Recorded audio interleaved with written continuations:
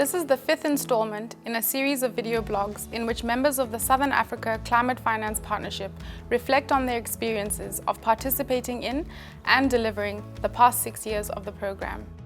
This video blog explores the development and implementation of a formal training program to support the knowledge and skills needs of emerging climate finance practitioners who participate in the SACFP.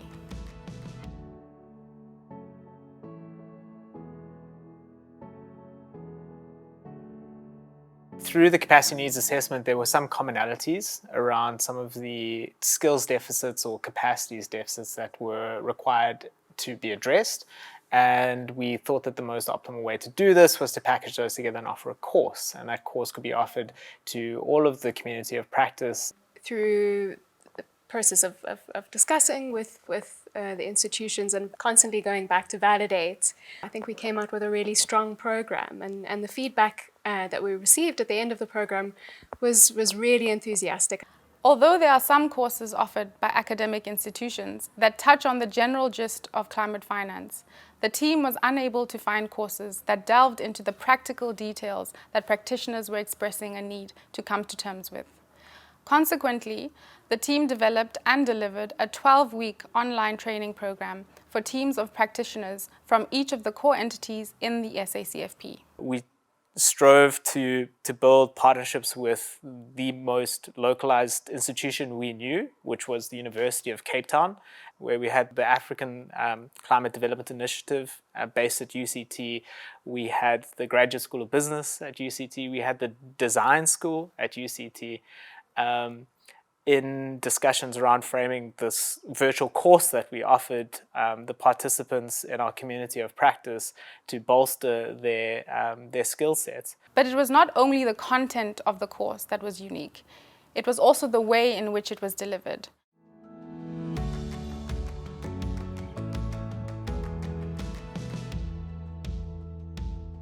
The online session from SACFP came on time, whereby we needed to learn more in order to improve and to develop on what we have already known to make sure that we understand them better. Issues like financial modeling, which is very, very complex session when we are preparing funding proposal.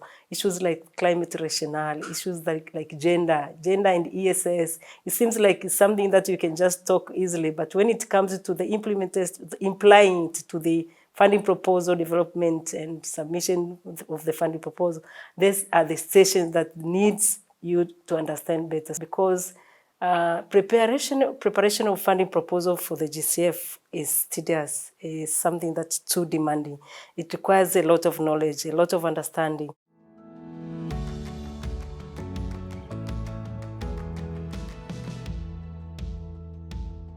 The training was quite different in a way, in that it was very practical. You know, at times you do attend these trainings where you are just given the theory and you leave the training without knowing how to apply the learning into the day-to-day work. But the 12-week practitioners course that we attended, it was quite practical. We started with the theory and then we got to a stage where we were applying the knowledge that we had acquired. Yeah. So for me, the training was quite different in that way, and it did add a lot of value, especially in terms of changing even the way we work and even changing the way we do things now. We went through the whole process of how to actually create the concept note. And at the end of the course, we came up with an area that we thought we could pursue, and we've continued to develop it and improve it. So it will help us identify projects that will fit into the financing criteria of GCF. For example, developing a theory of change. You had experts who have actually had practical experiences with the Green Climate Fund. For example, the gender specialist that delivered the gender training, it was very easy to understand because you can tell from the way that they delivered the training that this is actually practical. It's not really theoretical, but it's someone who's had hands-on experience with working with the Green Climate Fund.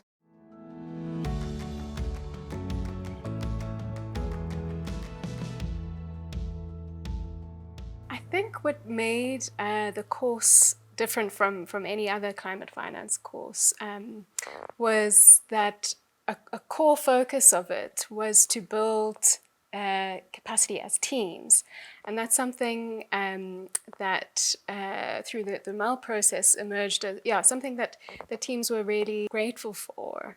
I think what has been missing in these institutions is a sort of cohesive sense of a team working on climate finance. They insisted that we had as many representatives in a course as possible.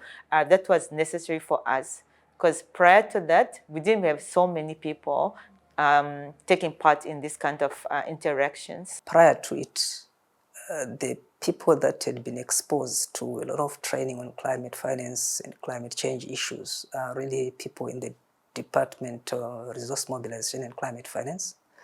But this training enabled the bank to then cast the net wider and include staff from other departments and divisions who are playing a critical role in the climate finance space.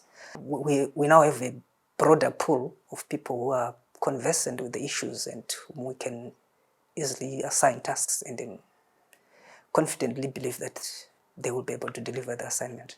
What the training was able to do, it was able to give us common ground, in that we were able to now connect our different specialties, our different backgrounds, both from the environmental side as well as from the financial side, to make financial sense of environmental problems and climate change related problems. It helped us as a team to sort of correlate and combine our different talents and our expertise to be able to come up with and develop very sound and bankable concept notes.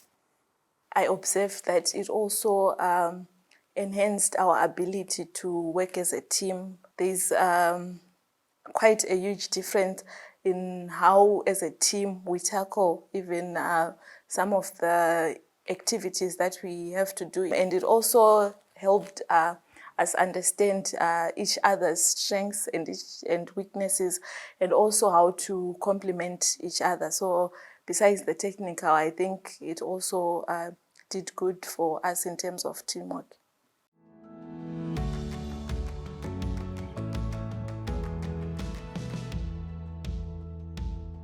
I get to know about SA CFP when the training course was introduced. I really didn't know what I was getting myself into. I just know it's a course in my subject area. It's climate finance, so climate is environmental, so I'm going for it. But since the course, it was a game changer. The training meant a lot to me. I was just coming from a purely environmental and sustainable background, and the knowledge that I had on climate finance was mostly theoretical. The fact that I was learning at the same time I was actually implementing has been very valuable to me. It has helped me to understand, most specifically, how external financiers work. I didn't have an understanding of the process that you have to go through to get funding from these institutions, how to integrate climate finance into the banking strategy and how it works.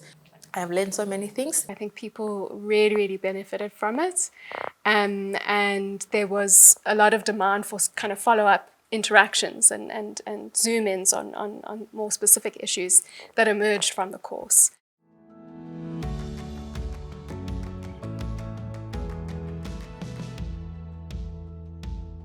That content could then be offered to other organizations who need to experience that particular content in a unique way, and how one ensures the sustainability of that curriculum and also mindfully puts that into place within wider offerings on higher education, I think is an important sustainability consideration the next phase is going to have to tackle.